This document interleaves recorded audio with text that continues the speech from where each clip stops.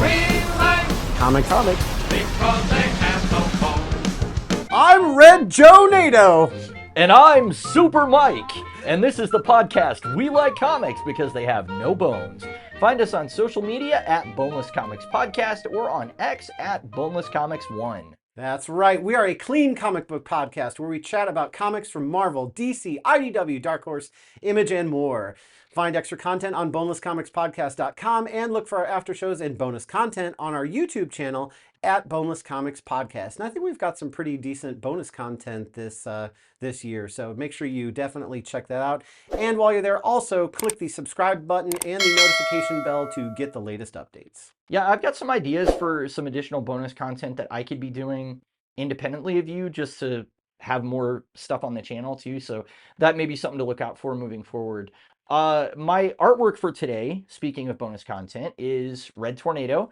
And behind him, we have the Banana Man dressed up as Black Lightning. So, which is probably tiny on your display right now, but you can view a larger version of that online. Yeah, or the So. intro and the outro to the episode on YouTube also will have that, as Yeah. well as the after show. Oh wait, that's That's right. later. That's later. Okay. Right now we're going to talk about JLA, or Justice League of America, the Tornado's Path, which collects JLA number 1 through 7, which was published by DC Comics in 2006, written by Brad Meltzer with pencils by Ed Benes. He certainly does, Meltzer. Doesn't he?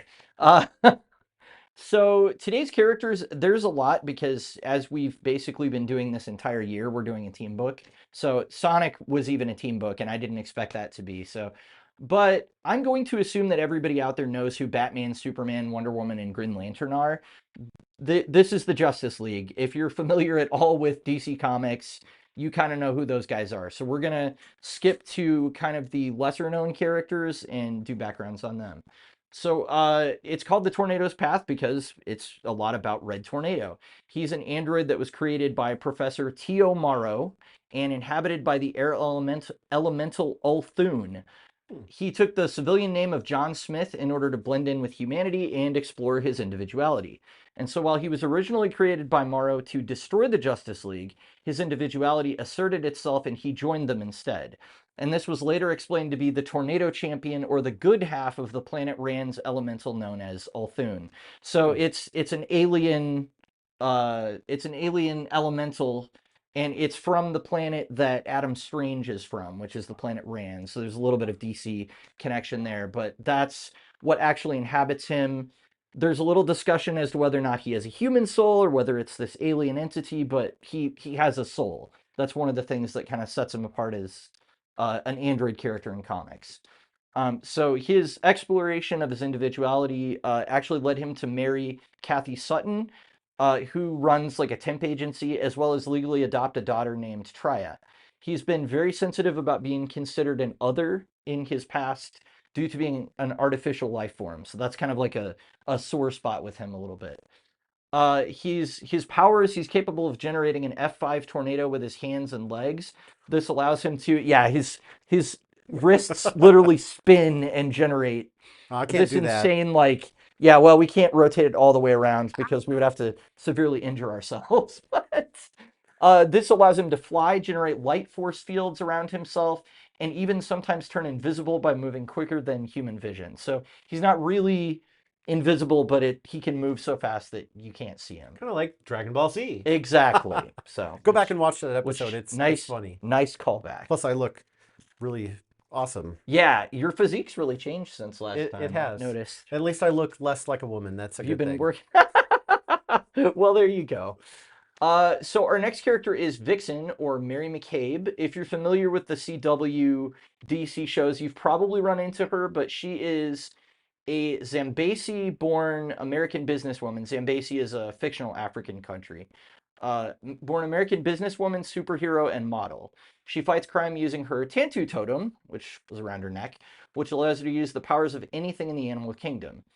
And in this story, she actually discovers that she is still connected to the red, which is kind of like the energy force that all animal life is connected to. And her animal abilities, even if her totem is miles away, but she can lose herself in the animal thoughts and become unfocused without the totem. So that's kind of an important story point for later. We also have Arsenal or Red Arrow. Again, if you've seen the CW Arrow show, Roy Harper was in there fairly prominently in the first couple seasons. He's Green Arrow's former ward and sidekick, and originally was referred to as Speedy. And in addition to being both incredibly accurate with a bow and arrow, he also has a fondness for machines and invention.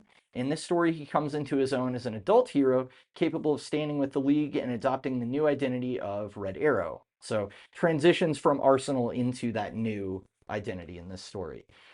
Then we have Black Lightning. Again, this is another character that's had a show that's been adapted. Jefferson Pierce, he's an inner city school teacher and principal based in the suicide slum district of Metropolis, as well as later Cleveland. He has bioelectric powers, so basically he generates electricity from his body. Shocking. Yeah, there you go. The name is very on the nose. And he fights against gangs like the 100 in both his civilian and superhero identities. In this story, he's been working in President Lex Luthor's administration as a double agent for the Justice League. So he's kind of like doing stealth missions and stuff. We also have Hawkgirl, which, again, this is somebody that if you grew up in the early 2000s, you would have seen a ton of her in the Justice League animated series.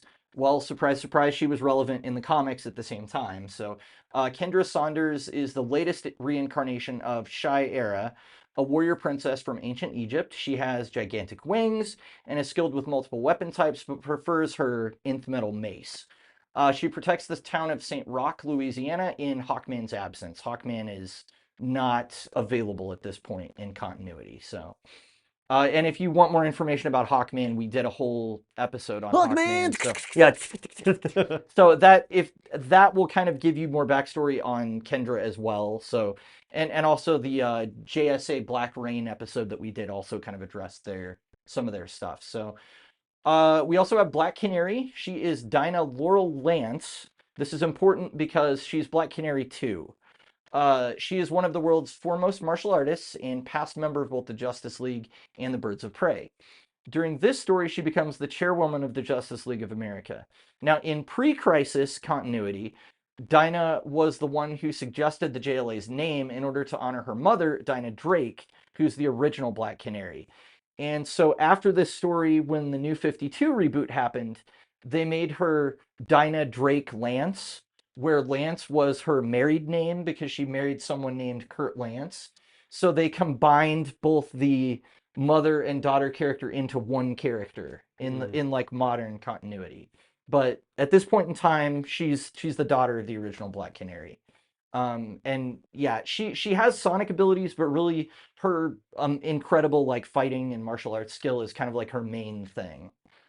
And then for the villains in this story, really there are a lot of them, but we really don't need to focus on some of the kind of grunts. The main one is Professor Anthony Ivo. He's an immortal scientist and the creator of Amazo, one of the most dangerous foes the JLA have ever faced. He's tired of living, so he wants to trade his immortality to Solomon Grundy to allow himself to die. And then we have Amazo, who's an evil android with the ability to copy any metahuman abilities he comes across. And he seems to come front-loaded with like the main Justice League members' abilities already too. So I guess you copy him enough times, it's just like I don't need to copy it. I guess like he's already got like Superman, Wonder Woman, The Flash, you know, all those guys when he comes online. So and those are pretty much the main characters that you need to know about in our story today. All right, so our story starts with Superman, Batman, and Wonder Woman meeting to once again choose who among Earth's greatest heroes are going to comprise the new Justice League of America. But while they're meeting in secret to decide the fate of the team, there's a lot of other stuff and dark forces that are moving against friends and allies. So Red Tornado's soul, so even though he's a robot or an android, he has a disembodied soul at the beginning of this story who is talking to a character known as Deadman about inhabiting a human body instead of going back into his android body. So they don't really tell us why he's separated, but basically you see his android body lying on a table and he's, you know, disembodied going, hey, I'm going to just go into this human, which is one of the clones of a character who can multiply himself, multiplex. Multiplex, yeah. And so it's one of his discarded clones that he's going to go into. kind of weird, but you know. One of the first villains that they did in the live action Flash show actually was Multiplex Oh, in the very yeah. first season. So Maybe this was one of the bodies from that first season. yeah, I don't know. Anyway, so Red Tornado, or Red, or Reddy, as they actually will call him a lot of times too. So he successfully enters this human body and discovers that he still has his powers in this body. So it's pretty cool for him because now he doesn't have an android body, but he gets to keep his powers and he gets to discover what being a human is like. Right. But after he leaves the morgue, Deadman transforms, revealing his true identity, Felix Faust, who is a really bad guy. Yes, he is. So this leads to Reddy's android body being stolen and Professor Ivo being seen working on it along with a shadowy figure, which we find out later is Solomon Grundy.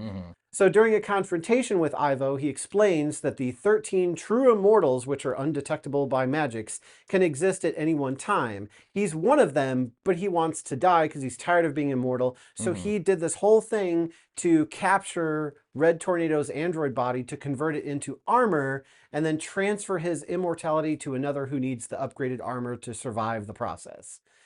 So Green Lantern finds Reddy's android body and severs the connections before whatever Ivo's doing can finish, but it's too late. He's become the new Amazo and starts absorbing powers. He absorbs Green Lantern's ring power, but he's also apparently powered by Vixen's totem, which is on his back. So even though he was a serious threat to the JLA, Vixen is really able to take him out pretty easily by channeling the strength of a Triceratops and diving from the sky straight through him and disabling him so he can no longer control the power that he's taken.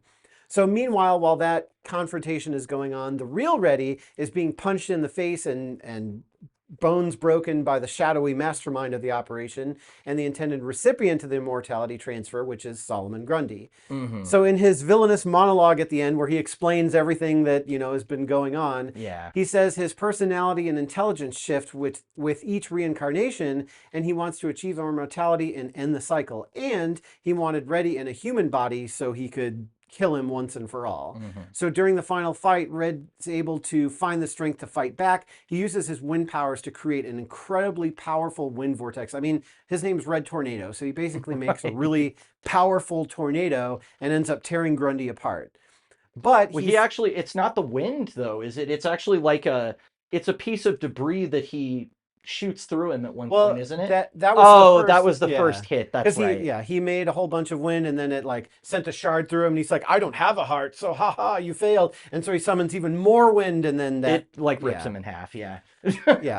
So, but at the end of this, Reddy himself is fatally wounded and he'll die unless they put him back in his old android body. So he passes out. He wakes up a while later back in his old body as an android yet again, although without any of Amazo's powers. So they took that away from him, which we can talk about should they or should they not have done that or implications thereof.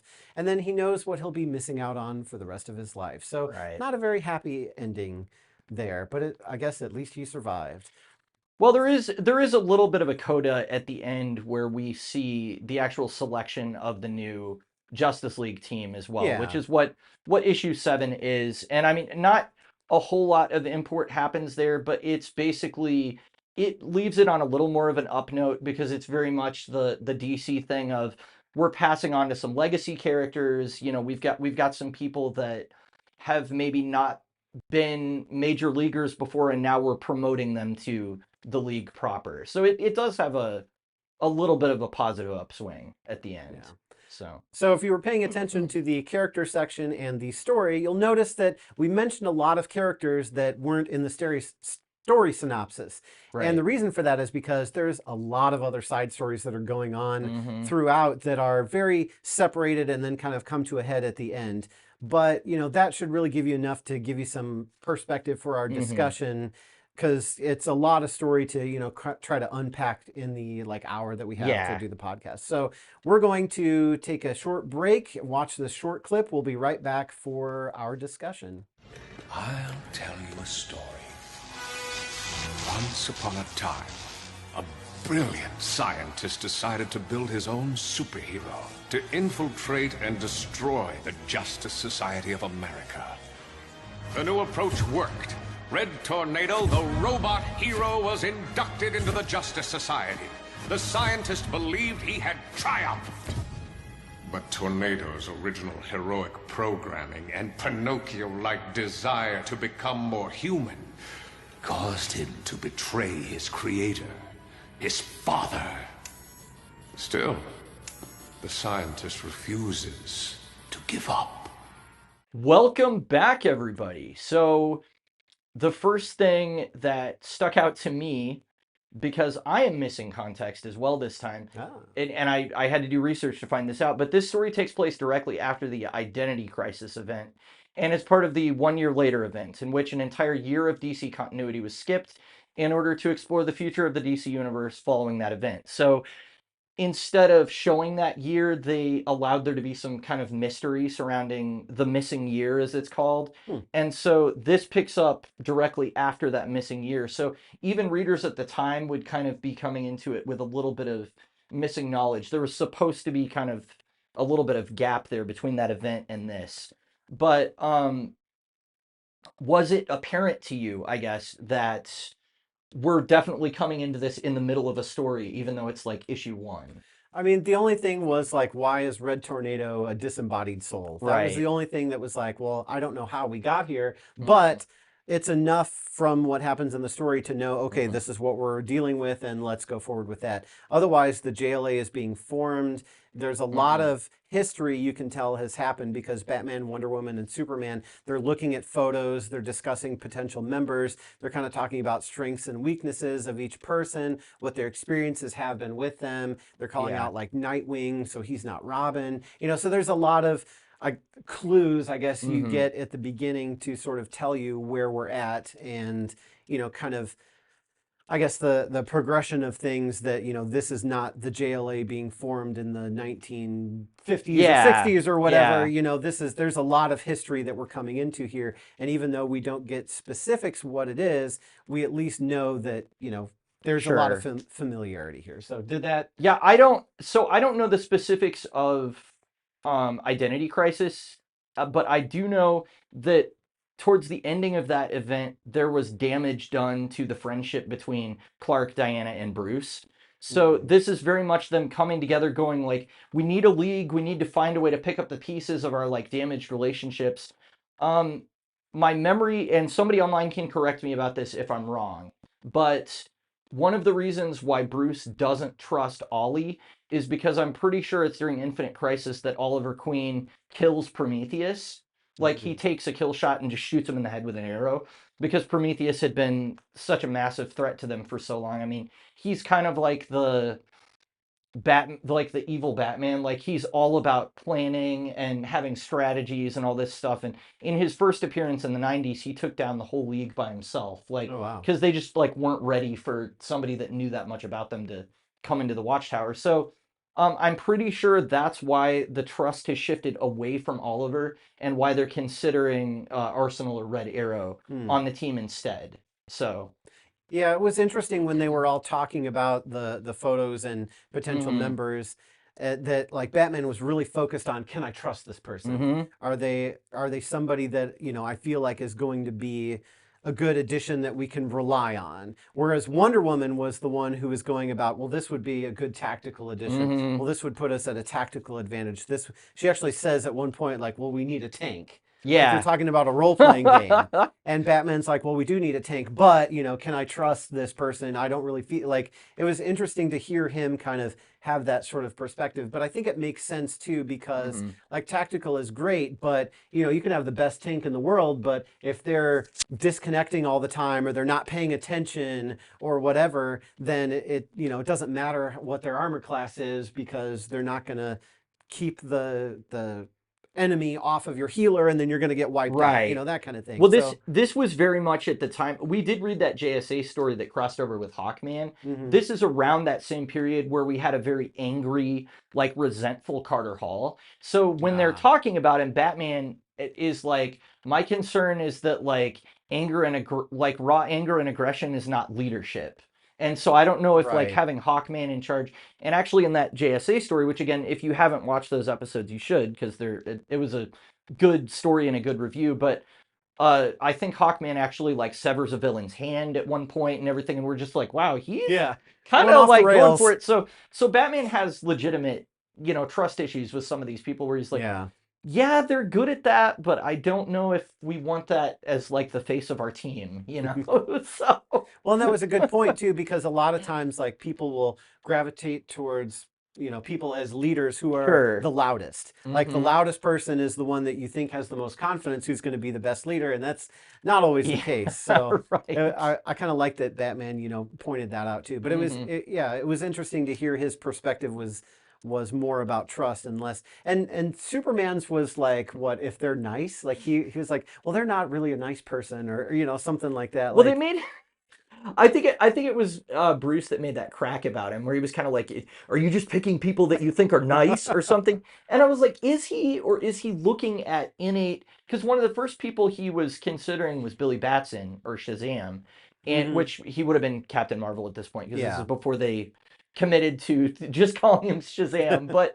Uh, but it was interesting hearing Clark talk about him, where he's like, well, he's innately good, and like I know he can be even better, and like he's basically this paragon of virtue. And so I looked at it more as like they kind of made fun of Superman, but he is looking at like, Like this their is a character. person that, yeah, he's looking at their character like he's like, this person has a good moral compass, so I think they would be good. So Shazam, I mean, the real reason that he can't be in this book is because if you already have Superman and Wonder Woman, having Shazam on the team at the same time is kind of overkill. Because that's way too many like heavy hitters to be able to tell dramatic stories. So Hmm. yeah. Unless you're Mm. facing Amazo, and then he's just gonna steal Right. everyone's powers anyway. Yeah. Exactly. So I know about Red Tornado just because of what I've seen in animation, but I'd Hmm. never heard of Kathy Sutton before. And I started getting this vibe where I was like, this is sort of akin to like Vision and Scarlet Witch, where you Hmm. have the android and then you have the, human female that's like fallen Hmm. for the android and his quest to like become human. And it's kind of like closer to that than something like, an android in science fiction like Star Sure. Trek or Orville or anything like. Well, I guess Orville, there was a Yeah. romantic interest there Yeah. too. There I mean, was. Data had I don't know that you call that a romantic interest, but anyway, let's not talk about that Well, he episode. also had the episode where he was dating the woman, and she's like, "Oh, he's the perfect man. He's so nice," but like he's just doing things that he's read on the internet, not the internet, but like on the ship's Yeah. computer. He's like, "Oh, this is what one does on a date." Okay, and then he mimics that behavior, and she realized like, "Oh, he doesn't like feel anything. He's Hmm. just going through the motions."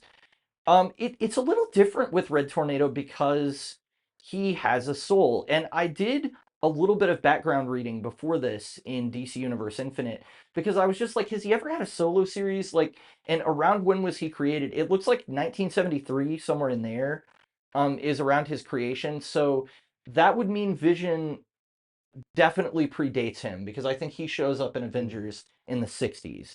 Um, Maybe it's a case of like parallel thought where they're like doing the same thing. Yeah. Also, it's kind of a story trope to have like it's like the Pinocchio idea, which of course the writer himself mentioned Hmm. in the foreword, but also just the idea of like the artificial life form that wants to understand humanity better. Like that's something that we've seen in tons of Star Trek. I mean, even beyond Data, like characters like Seven of Nine, Yeah. where she's like, I want to understand what it means to be human. Red Tornado was kind of like that, but the I read a 4-issue miniseries of his, but it was by John Ostrander, who's usually associated with Suicide Squad. But he wrote a 4-issue mini, and it's sort of where he and Kathy are reaching this point in their relationship where she's like, does he really care about me? Is he just going through the motions? Like, I can't really tell. They hadn't adopted Traya yet. And there's sort of a machine intelligence that comes in, and it takes advantage of this sort of like rift in their relationship, and it actually mind controls the league, and they say like awful things where they're like, you're not a real person, we can never trust you because you're an Yikes. android, like all this stuff. And his feelings are like so hurt by it that he's like, maybe I don't even want to protect humanity, like I'm so cut off, like Kathy probably doesn't even love me because I don't have warmth and I can't be real for her and all this stuff. And so he like leaves and goes off, and he's really like actually really sensitive about being an artificial life form, surprisingly. Hmm. So that the difference to me is where the perspective is focused. When you look at Vision and Scarlet Witch in Marvel, I feel like usually we're getting Wanda's perspective on the relationship more so than what Vision thinks or like what his motivations are.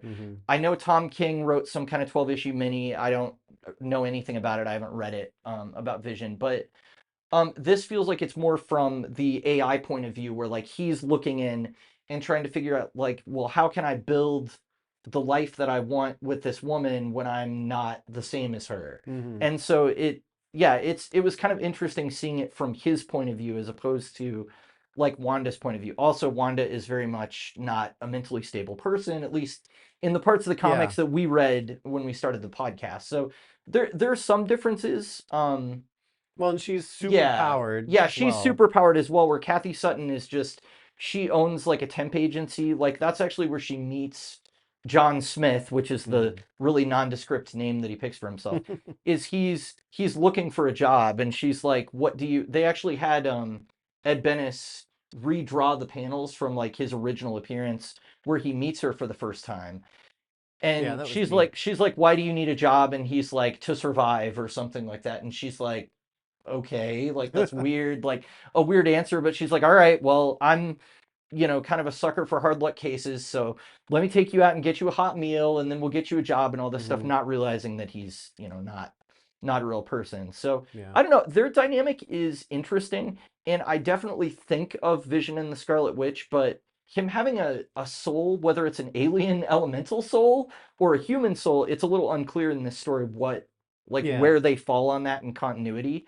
But that kind of makes him feel different to me. Yeah, So, I was going to say, I think that's what makes him stand out, because when you're explaining that, it's like Vision's definitely a sentient AI who's learning to be human, but Red Tornado, at least in this story, because I haven't read any other comics with him, but he seems like he's almost like a human trapped in an android body. Yeah. Instead of an android who wants to be human, he's a human who is an android. Right. So he doesn't necessarily need to learn how to be human. He just needs to learn how to deal with, his hands are ice cold and all that other stuff. Again, just based on this story. So yeah, I mean that was stuff that they did kind of, that was territory that they kind of went over in that 80s mini. Although this story goes way deeper into like showing his motivations.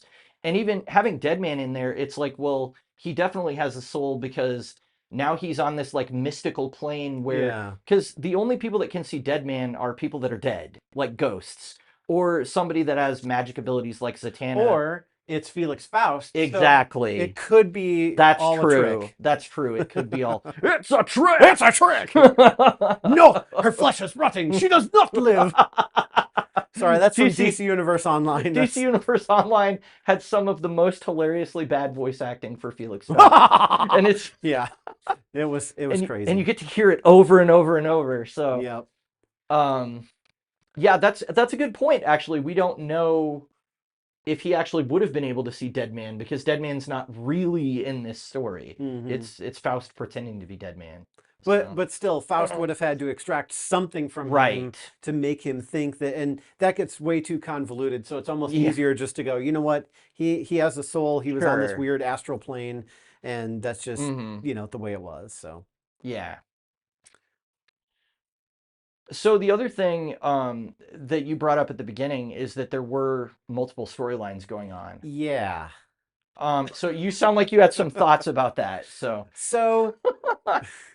New Warriors, right? Yeah. Had a lot of different storylines going on, had a lot of different characters. And the way that it took you through that was like you would get some information. It was like if it was episodic, you would have these sort of like side episodes where you would get a little bit more information, and then we'd go back to our main story. Sure. And so it was like kind of cool to get a little more in depth about some of the other characters, kind of see the motivation for them, and then at the end when they all come together, now I care because I've, kind of seen all these side stories with them. Whereas with this one, I felt like I was being slapped in the face with random scenes that meant nothing to me. And by the end, I really just didn't care. Like Vixen, I especially at the end, I was just like, I just don't care. And then all of a sudden she dive bombs and takes out Amazon. I'm like, oh, so that's why we care about her. Like that's why she was in the story to begin with. But it's so jarring because you're literally watching Batman, Superman, and Wonder Woman chit chit-chat about photos of people, and then all of a sudden you're whisked away to somewhere completely different in the Right. same issue and watch some different characters doing something completely different with a completely different story.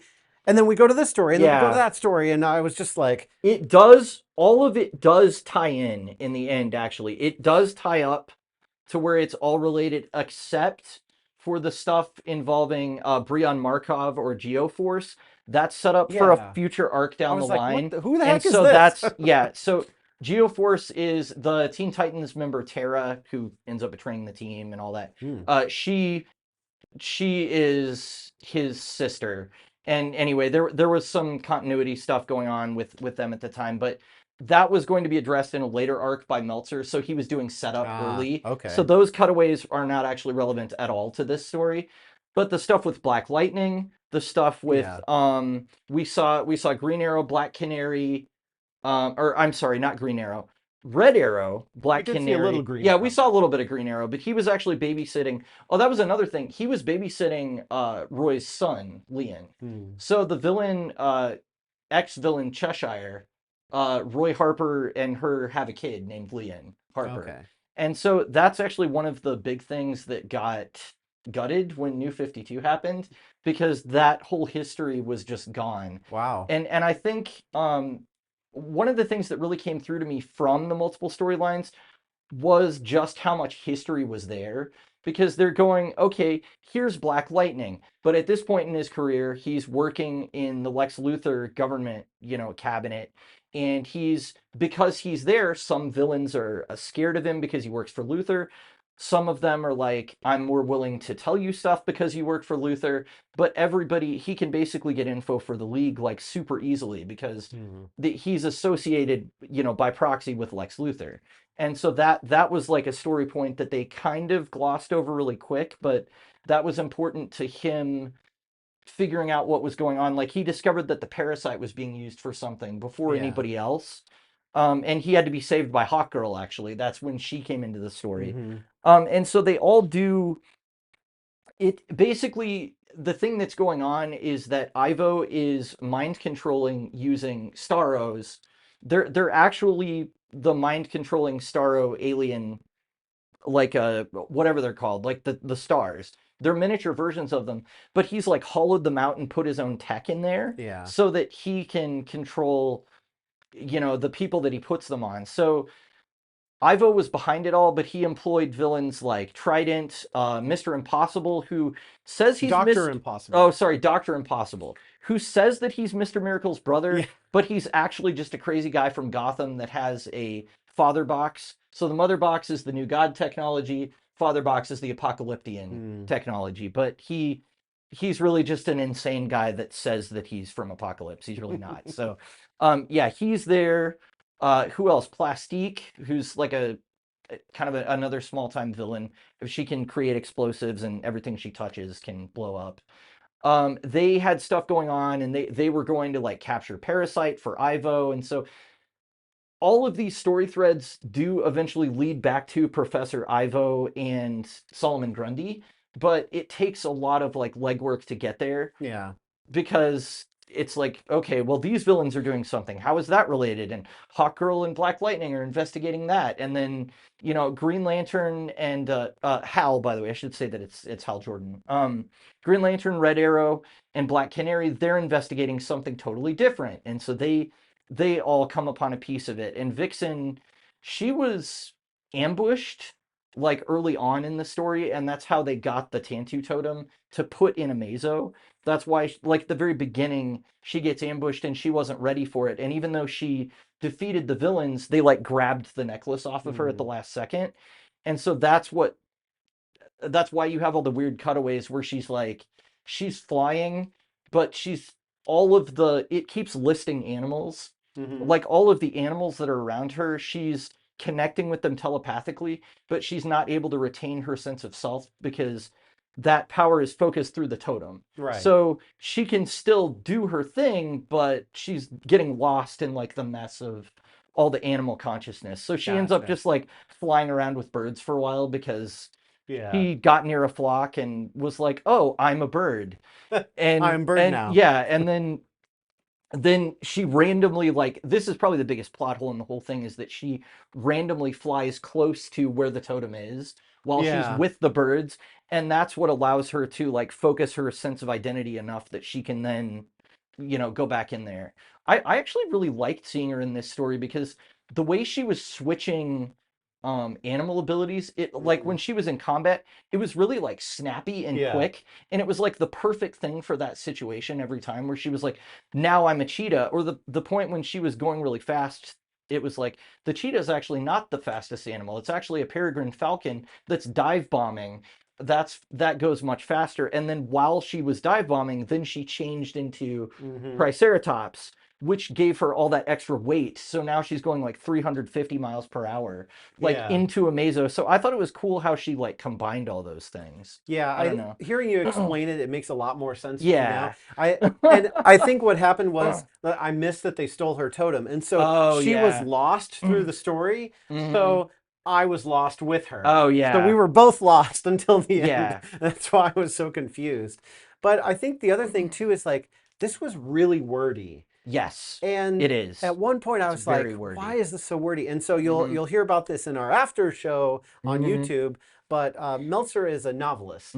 So he's used to writing things that are words only. And I felt like this was almost there. It was like 80% words and 20% on the page, to the point where I was just like, they're describing to you what's happening. Right. Like, oh, I'm doing this with my tornadoes, but Grundy is digging his feet into the ground and he's bracing himself. So I'm going to have to turn up the speed. And you don't actually get to see that. Right. All you see is Red Tornado making a tornado and all these dialogue boxes everywhere. Yeah. And it's like, it's complete contrast to like Dragon Ball Z, Right. where it's like you see the whole like Kamehameha and you see it curve and you see like a whole page where you see this like almost animation, but it's a still from it. Whereas Right. in this, it was like you got little snippets just to help you have something to, I guess, to anchor onto with all the words. But Yeah, that's it was a lot of reading.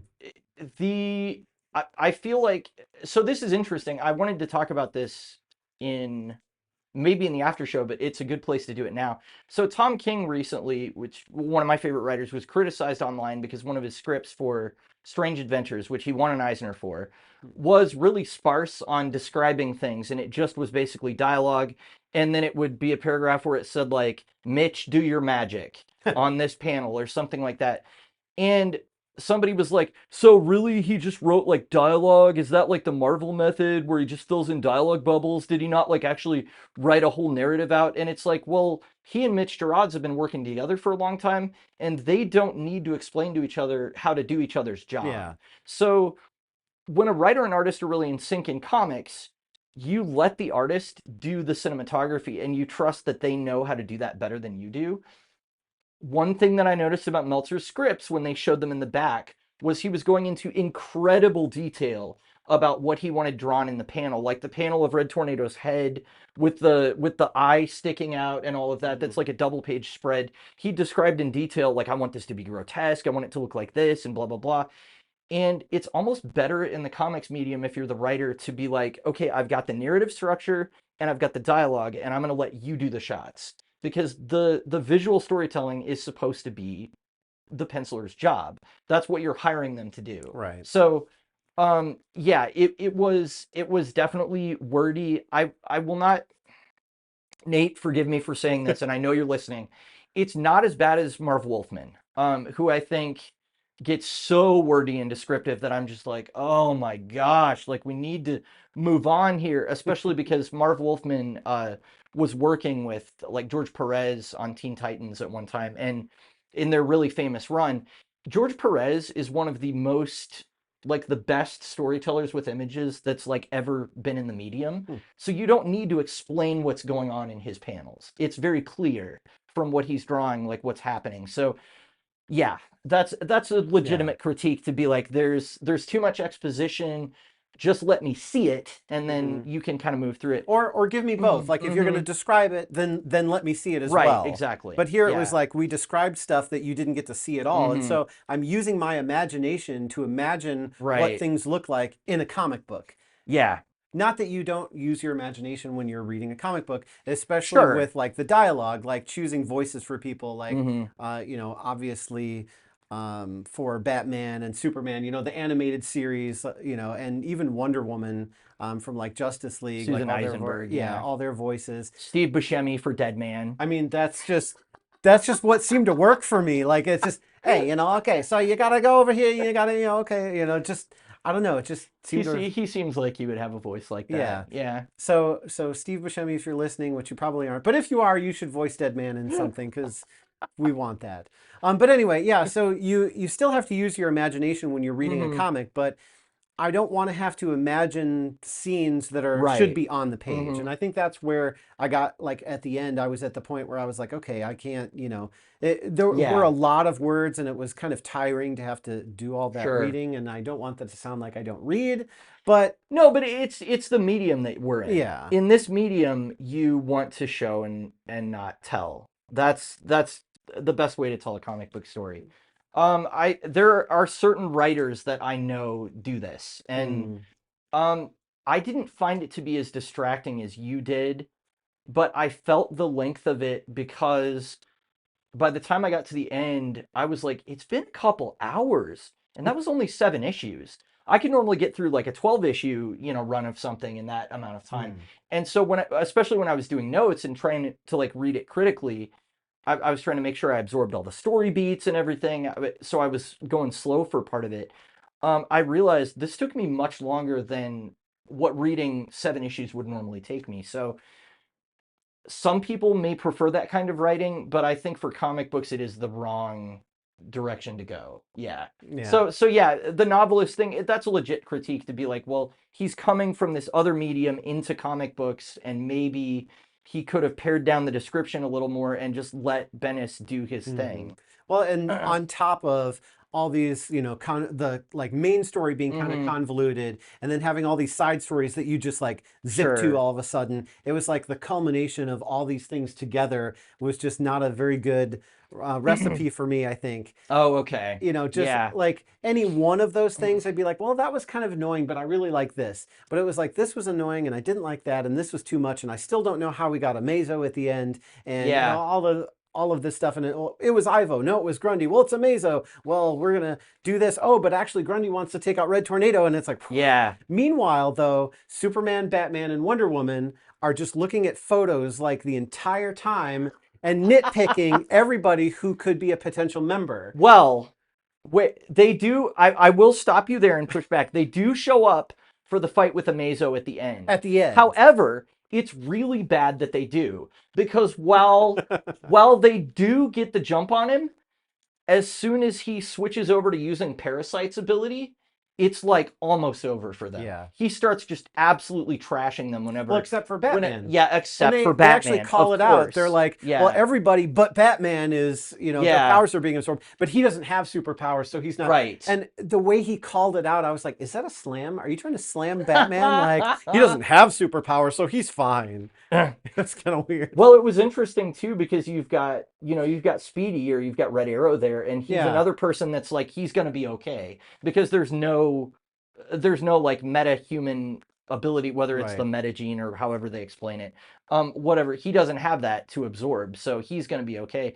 So when you're fighting a Mazo, you kind of want the more like normal people. And I think the reason that Vixen was able to take him out was because he just was like, she just came out of nowhere. Yeah. She was like nowhere near the battlefield. And then she honed in on her totem and was just like, I'm going straight to totem. And she went right through the middle of him. And I guess that was like, they explained it as like, it was the control rod that was allowing him to focus all of the different powers. So her thing is like switching between different animals. So I guess it allowed him to switch between the different superheroes. I mean, he was using Starros for mind control that had chips in them, so why not use Vixen's totem for I don't know. It was... Oh, go ahead. Well, I was going to say, but back to Batman, Superman, and Wonder Woman. Yeah, okay, they show up at the end, but for the whole thing up to that, they're just sitting around talking, and at some point I was like, you guys are really like, you're using your biased opinions to choose who's going to be on this team, and you're not actually like giving any of these people a chance to speak for themselves. Yeah. And I was this is kind of a, like, after a while, I was like, you guys are this is kind of crappy. Like, being elitist. Yeah. I really felt it. And then at the end, they're like, well, we haven't even decided if Batman is going to join or not. I'm Yeah. like, oh, now the elites are turning on each other. Like, it's like they're so, It was an interesting choice to have them characterized that way as like, well, we're going to be the ones to build the League. While what ultimately happened in the end was that the League kind of built itself out of the heroes that were able to survive this circumstance or pull them Yeah. through this circumstance. It really wasn't because of Batman, Superman, Wonder Woman that they saved the day. Like they did some really cool stuff in the couple moments that they attacked. Like I did think that was neat because they were like, this isn't a brawl, it's a tactical assault. Like Right. Wonder Woman got him in the lasso. Superman immediately started shooting him in the face with his heat vision. They had Green Lantern like saw through his legs so that he couldn't use the Flash's powers. I mean, all of these things they were doing, it was like very smart and like Yeah. tactical.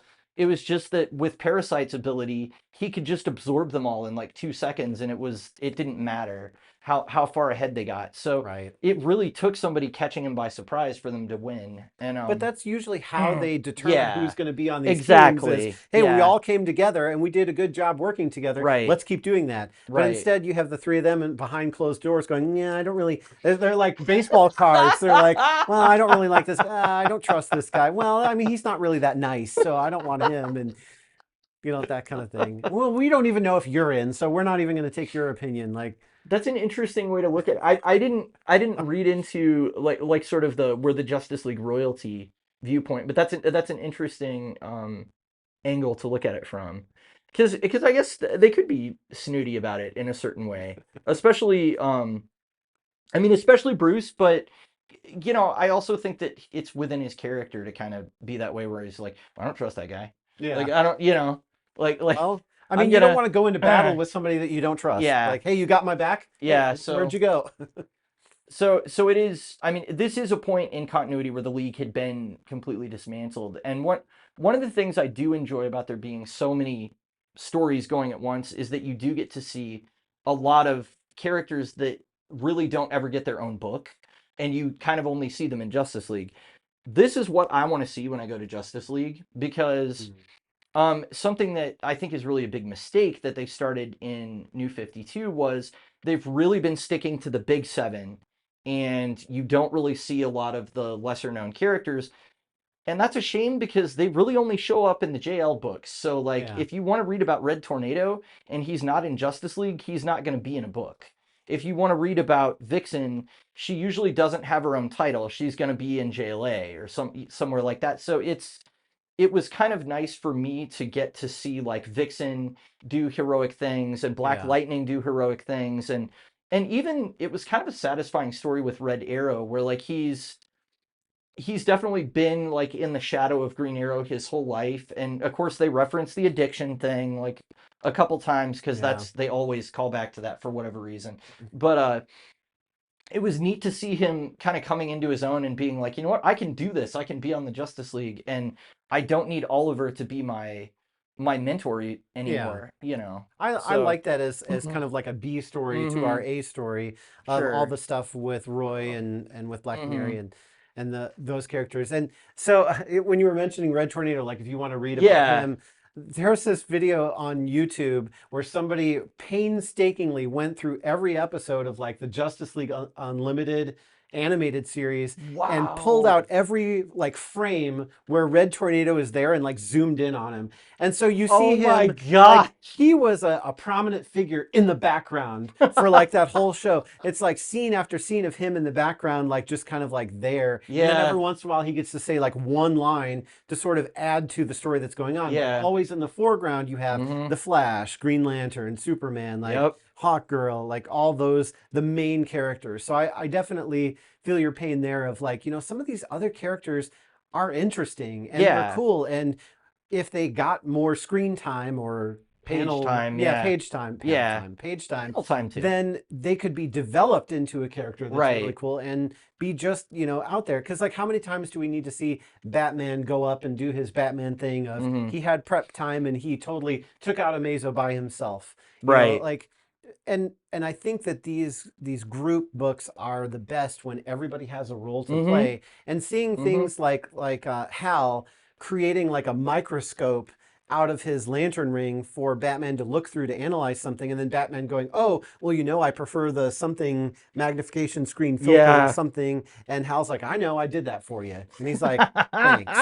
That was, I mean, I don't know that you could actually look through a construct in like a microscope, but whatever. But that was still a cool scene of like, Yeah. you know, we know each other so well that we can do these things Mhm. for us, and it's like that camaraderie on top of the let's all get together and Mhm. fight the big bad. So those little Yeah. moments, that I wanted more of those, but we did Yeah. get some of them. I was glad that we got more. I will say ultimately, to your point about the cutaways to them picking the team, those were the slowest parts of the story for me Mhm. because I really was more interested in, I'm like, what's Black Lightning investigating? Like, I want to see what he finds out. These people are going to some place to get their metahuman powers turned off. Like, what's that about? And then you get there and it's Parasite, and it's like, oh, of course it's Parasite that's doing that, so they can like pass through scanners and all that. And so like that story kind of felt like it could have been interesting enough on its own. And then, you know, Vixen, she wasn't in it a whole lot except the beginning where she gets ambushed by Impossible Man, Trident, and Plastique. And they managed to trick her into getting close. She used the cheetah power and like ran really close. And she took them out, but they were able to grab the totem off of her neck while that happened. And then they used his boom tube to just like get out of Yeah, there. I So it totally was, missed that. yeah, that was, so that was why that she was in the story, because they needed that for Amazo basically. But Yeah. it almost felt like a lot of these side stories with these lesser known heroes could have been developed into their own full-blown story on their own, but because they all had to share page time with each other, it's like we've Yeah. got to get through it because we got to get to the end, and we've got to, you know, service all of these characters at once. So maybe an argument for a smaller team, I don't know.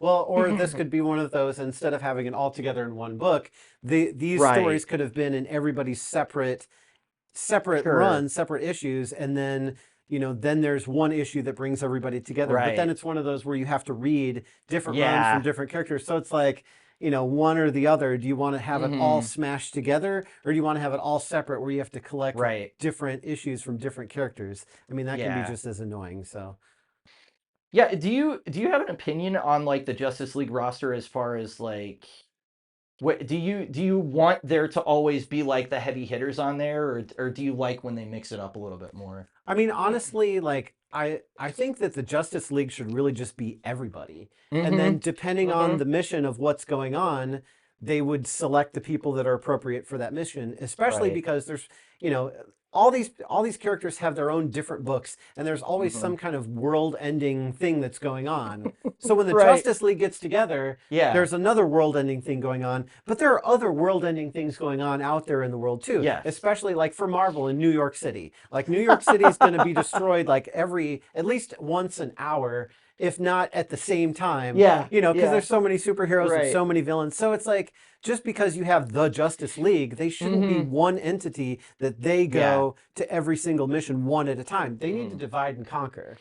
And Well, that's the thing that Justice League Unlimited got Unlimited, that's right. what I was gonna say, Yeah, yeah. that's the thing that they nailed on that show, where they were like, it's every DC hero. They're all in, you know. And Yeah. that was a good idea. There were some group shots, but I think they were mostly covers where they had like a massive amount of League members in this story, but it wasn't, they didn't really pay lip service to it. It was definitely more what you talked about, where it was like, well, Firestorm, I don't know, it's like two young kids now, and I trusted it when it was Martin Stein and Ronnie, but now that Martin Stein's not there, I don't know. What about Firehawk, the French lady that has the Firestorm Matrix? You know, maybe we can pick Yeah. her, and it did, yeah, it felt like that slowed down the story, and also why limit yourself, you know? So Well, and if you have the heavy hitters of the league, like they each get to lead a team. Right. So Wonder Woman leads the team that fights against, I don't know, magical or, you know, and then Batman leads the team that fights against things that aren't gigantic and would kill him in one stomp. Right. And Superman's going to help with like either like extraterrestrial threats or the really giant stuff. Yeah. You know, and he's going to take a team of people that are kind of similar to him. Like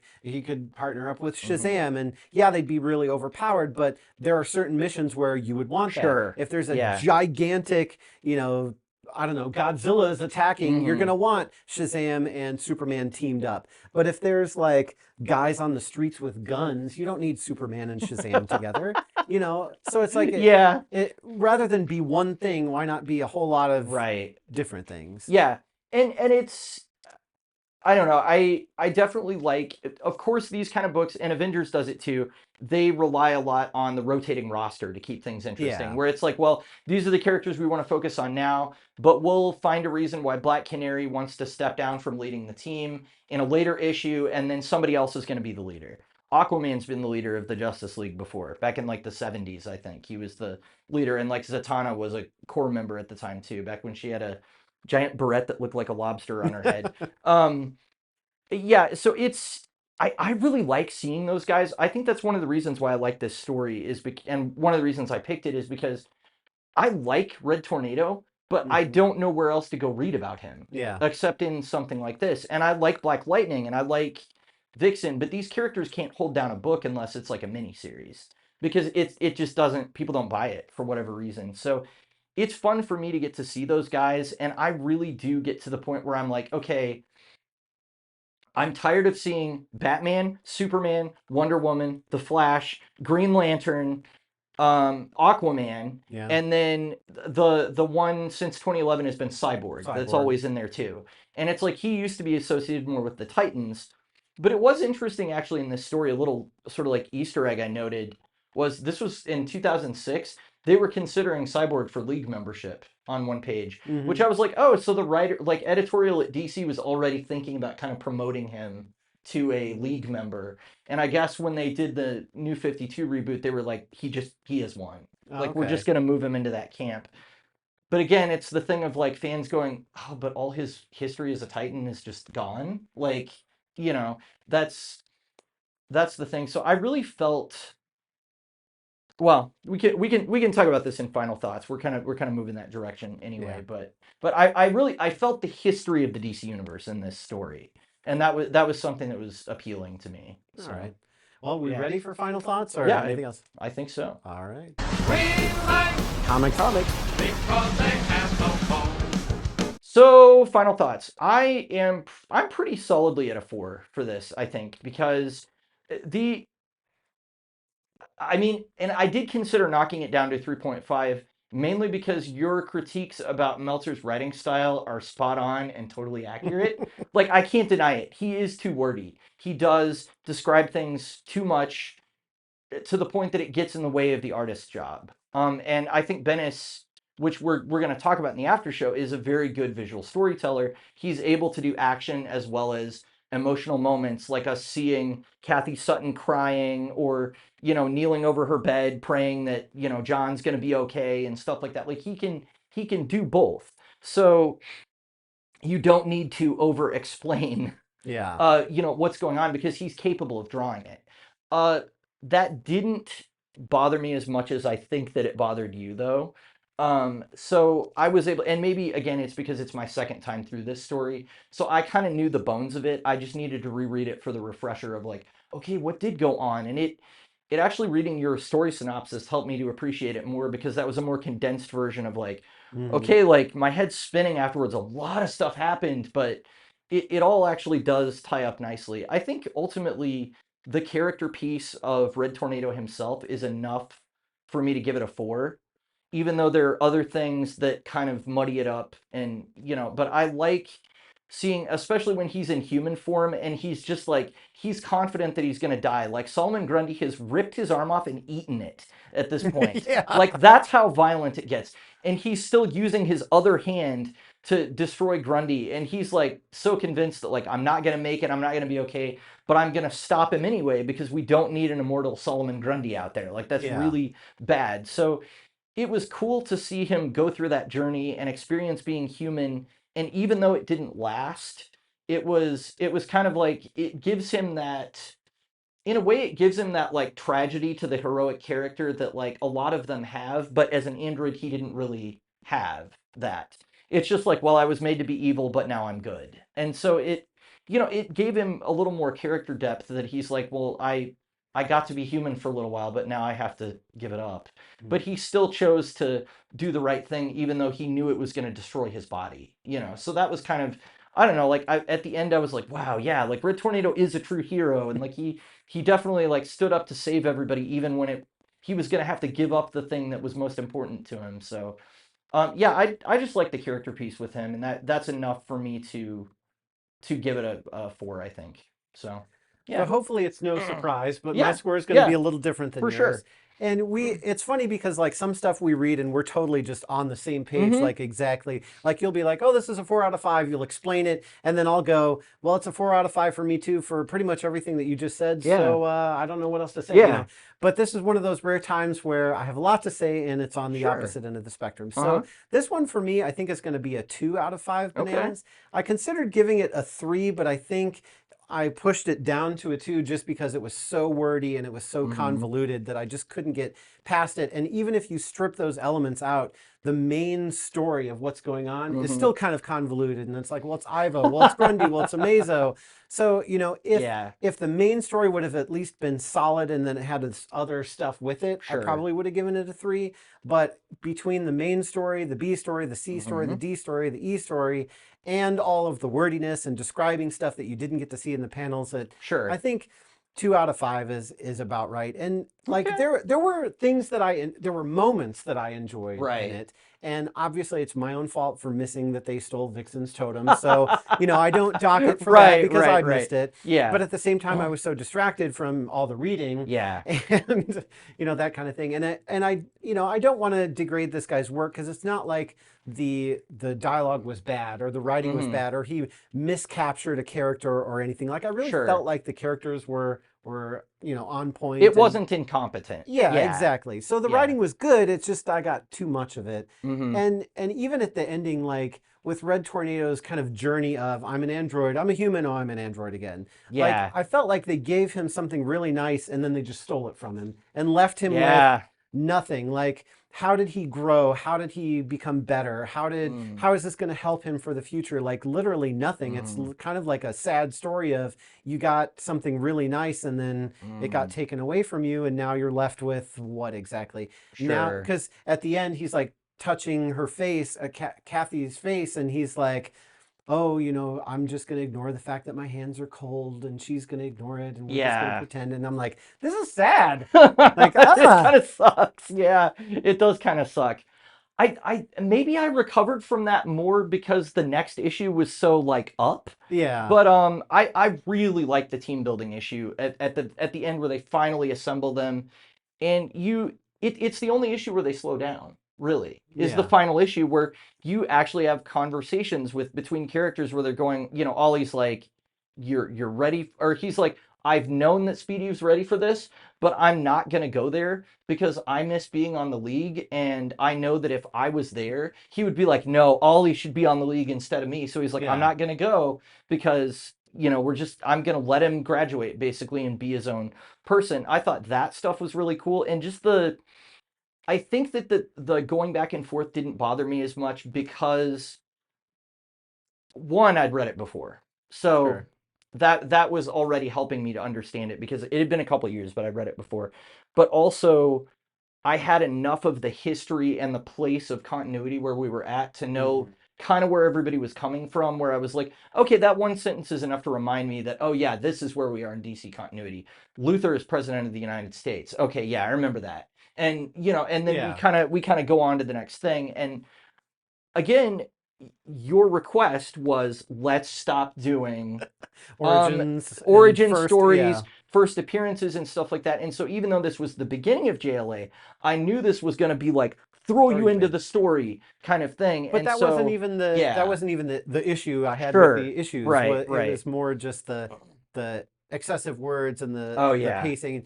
If you don't like somebody's writing style, then you don't like their writing style. I mean, there's really nothing you can do about that. I think if they had taken that last issue and just made the whole thing about the founding of the JLA, of hey, we're going to talk about, you know, what in the first issue, have the conversation of these are the potential members that we think that we're going to be interviewing or discussing, and then let's go talk to them and let's, you know, just kind of like have those conversations and maybe do some testing or in the field, or let's talk about the experiences and maybe even reminisce about some of the history that's in there. Oh, you remember that one time when we, did this and kicked this guy's butt and, all this stuff, and have that camaraderie. Like, I felt like there were these really great character moments that were down at the bottom, the dregs at the bottom of the barrel. You had to really dig to get to them. Like, well, this is what this should be about. Like, these are the good moments, and everything else was just like pelting me with letters and words. And I know I've said that a lot, but well,